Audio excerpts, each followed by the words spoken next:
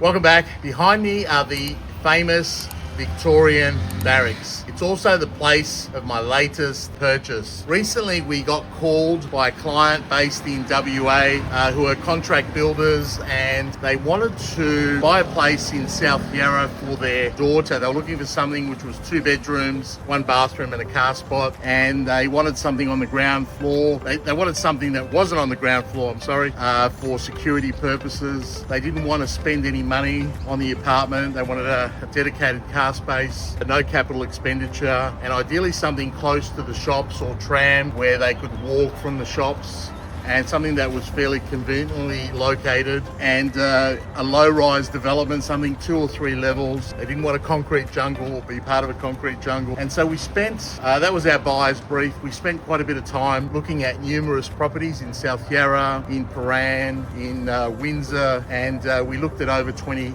different properties, and nothing seemed to quite fit. It was either too small, too big, too expensive. But recently I looked at a property that was advertised in Southbank, and this particular development was a former central equity development, and it was only 3 levels, and the site was around 5,500 square meters, around about 65 apartment, and this particular apartment was on the top level with views into the garden and also views of the city, which I thought was really, really great. There was also a balcony with views onto the street, and these low-rise developments in Southbank are quite scarce. It's very, very difficult in today's climate to be able to build something with a low-rise development with so much land. So in order to make it profitable, you need to get a lot of height. So the floor plate is quite small. It's under 50%. So the value, there's a high land content value in this particular apartment. And one of the other things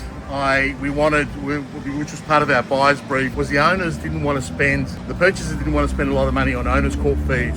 So we didn't really want swimming pools and gyms and tennis courts and all that sort of stuff. That added significant pressure on the owner's court fees. And this particular development had neither of those. So no lifts, no tennis courts, no gyms, no anything. So the owner's court fees were very, very low in comparison to a lot of the apartments in Southbank. So pretty much ticked all the boxes, and here it is. The other thing is, look at the canopies, look at the beautiful canopies, tree-lined streets, and it's just a wonderful apartment for this WA client.